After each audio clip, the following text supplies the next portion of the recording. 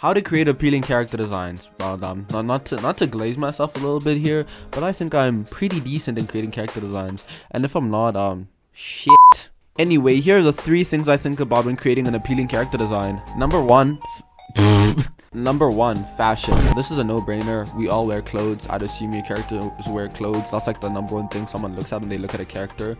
But yeah, I take a lot of inspo from specific styles I find appealing and input that into my characters. Also, sometimes I just look at a character's personality and figure out what style matches them. Here's an example of how I apply this in my manga. This is Shinjo. He's the main character of one of my one-shots called Shinjo the Eye.